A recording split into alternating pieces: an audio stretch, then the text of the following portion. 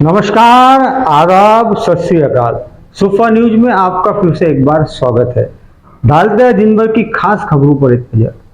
वंचित बहुजन ने आरोप लगाया है कि अन्य पार्टियों को लेकर चुनाव आयोग सख्त रवैया अपना रहा है, उनके बैनर झंडे जब्त कर रहा है, जबकि अमरावती संभागीय कार्यालय में सरकारी वेबसाइट पर भाजपा दिखाई दे रही है। इसे लेकर इस प्रकरण की जांच की जाए और संभागीय आयुक्त को निलंबित की जाए, इस प्रकार की मांग वंचित बहुजन आघाड़ी के राजेंद्र पातोड़े ने की है।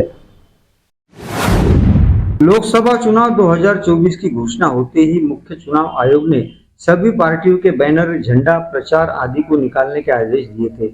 बावजूद इसके अमरावती संभागीय कार्यालय की वेबसाइट पर भारतीय जनता पार्टी का प्रचार हो रहा है। आदर्श आचार संहिता भंग करने पर राजनीतिक पार्टी के झंडा, बैनर, फोटो पर कार्रवाई करने वाली सरकारी यंत्रणा सीधे तौर पर भाजपा के नेता प्रधानमंत्री नरेंद्र मोदी का फोटो लगाकर अमरावती संभागीय आयुक्त की सरकारी वेबसाइट पर भाजपा का प्रचार करने का आरोप वंचित बहुजन आघाड़ी के प्रदेश प्रवक्ता राजेंद्र पातोड़े ने लगाया है। साथ ही उन्होंने अमरावती संभाग के आयुक्त को निलंबित करने की मांग की है। गेल्या अनेक दिवसांपासून भाजपने सत्तेचा दुरुपयोग करत मोठ्या प्रमाणात शासकीय कार्यालयांमध्ये भाजप नेत्यांचे फोटो असलेल्या बाबी उघडकीस आल्या आणि त्यावर वंचित बहुजन आघाडीच्या वतीने आम्ही तक्रारी दाखल केल्या।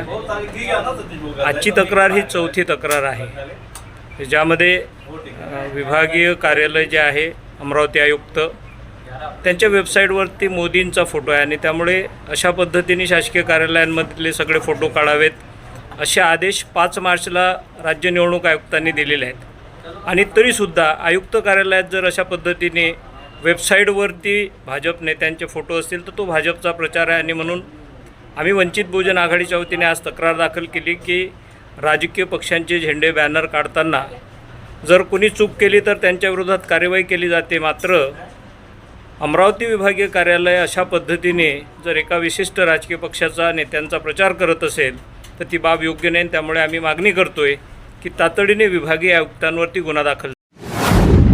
अकोला शहर सहित जिले में भीषण गर्मी का प्रकोप शुरू है। 42 डिग्री सेल्सियस से ऊपर पारा चल रहा है। अब अप्रैल महीना भी चालू हो गया है, इसके बाद मई आने वाला है। इन 2 महीनों में गर्मी अपना ही रिकॉर्ड तोड़ेगी। इसमें लोग लू का शिकार हो सकते हैं, जिसे देखते हुए जिला सामान्य अस्पताल में उष्माघात केंद्र कार्यान्वित किया गया है, जिसमें 10 बेड की व्यवस्था की गई है। इसके अलावा एयर कंडीशन, कूलर और पंखे की व्यवस्था भी की गई है। इस वातानुकूलित उष्माघात में लोगों को भर्ती किया जाएगा। अकोला शहर सहित ग्रामीण इलाकों में धूप का टेम्परेचर 42 डिग्री सेल्सियस चल रहा है।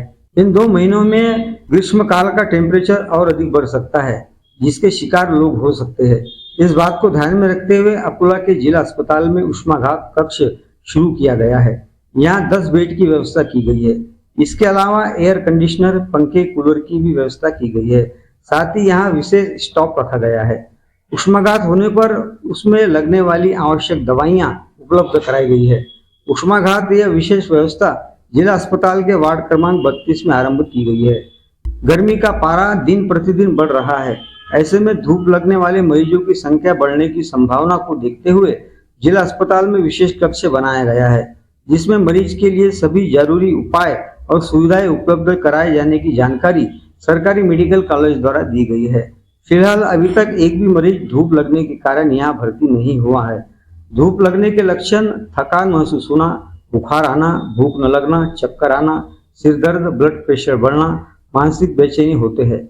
इस प्रकार की शिकायत होने पर तुरंत जिला अस्पताल के उष्माघात कक्ष में दाखिल हो, इस प्रकार का आह्वान किया गया है। लोकसभा चुनाव में मतदाताओं का प्रतिशत बढ़ाने के लिए जन जागरण किया जा रहा है, जिसके तहत मंगलवार की सुबह शहर के प्रमुख मार्गों से एक मोटरसाइकिल रैली निकाली गई और लोगों को संदेश दिया गया कि वह अपने मताधिकार का प्रयोग ज़्यादा से ज़्यादा करें, ताकि लोकतंत्र मजबूत हो। स्वीप के अंतर्गत रैली फॉर डेमोक्रेसी, इस मोटरसाइकिल रैली का आयोजन मंगलवार 2 अप्रैल को सुबह के समय किया गया, जिसकी शुरुआत जिलाधिकारी कार्यालय से की गई। रैली फॉर डेमोक्रेसी ये Ashok Vatika, Nehru park, civil line चौक, रतनलाल प्लॉट, जिला क्रीड़ा संकुल, अकोट स्थानक, मानिक टॉकीज, सिटी कोतवाली, गांधी रोड, पंचायत समिति, पुलिस लॉन होती हुई जिलाधिकारी कार्यालय पहुंची, जहां इसका समापन किया गया। शहर के सभी व्यवस्थापन एवं माध्यमिक शालाओं के शिक्षक एवं शिक्षकेतर कर्मचारी, विषय साधन व्यक्ति विशेष, शिक्षक, सभी सरकारी कार्यालय के अधिकारी और कर्मचारी इस रैली में शामिल हुए थे।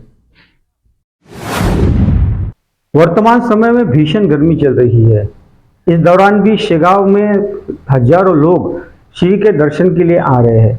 इन श्रद्धालुओं को किसी भी प्रकार की तकलीफ ना हो, इसलिए श्री गजानन महाराज मंदिर संस्थान द्वारा पूरे मंदिर परिसर में कारपेट बिछाया गया है। ये कारपेट ऐसे है जो गर्म बिल्कुल नहीं करते, जिसके कारण भक्तों को सुविधा होगी। आने वाले दिनों में गर्मी की छुट्टियां भी लगने वाली है, जिसमें भीड़ बढ़ने की संभावना को देखते हुए मंदिर संस्थान ने यह निर्णय लिया है। वर्तमान समय में टेम्परेचर 42 डिग्री सेल्सियस के ऊपर चल रहा है। ऊपर से भीषण गर्मी और जमीन काफी गर्म हो रही है। ऐसे समय में भी संत नगरी शेगांव में संत श्रेष्ठ श्री गजानन महाराज के दर्शन के लिए लोग भारी भीड़ कर रहे हैं। श्री गजानन महाराज के दर्शन पाने के लिए पूरे मंदिर की परिक्रमा लगानी पड़ती है। भीषण गर्मी और मंदिर के फर्श बेहद गर्म हो रहे हैं, जिसके कारण मंदिर में आने वाले श्रद्धालुओं को तकलीफ का सामना करना पड़ रहा था। इस बात को ध्यान में रखते हुए मंदिर संस्थान द्वारा पूरे मंदिर परिसर में ऐसे कारपेट लगाए गए हैं, जिससे श्रद्धालुओं के पैर न जले और श्रद्धालुओं को सुविधा प्राप्त हो। भीषण गर्मी रहने के बाद भी यह कारपेट नीचे से शीतलता प्रदान करते हैं। यह इस कारपेट की विशेषता है। आज तक के लिए बस इतना ही। कल हम फिर मिलेंगे नए समाचारों के साथ। तब तक आप देखते रहिए सुफा न्यूज, आम आदमी की आवाज़। यदि आपने अभी तक हमारे चैनल को सब्सक्राइब नहीं किया है तो सब्सक्राइब जरूर करें, बेल आइकन बटन दबाना ना भूलें और शेयर भी करें। यदि आपके पास किसी भी प्रकार की समस्या है जो आप हमसे शेयर करना चाहते हैं, आप चाहते हैं कि हम न्याय दिला सके, तो हम इसकी पूरी कोशिश करेंगे। आपके टेलीविजन स्क्रीन के ऊपर जो नंबर दिखाई दे रहे हैं, आप उनसे संपर्क कर सकते हैं। तब तक के लिए नमस्कार।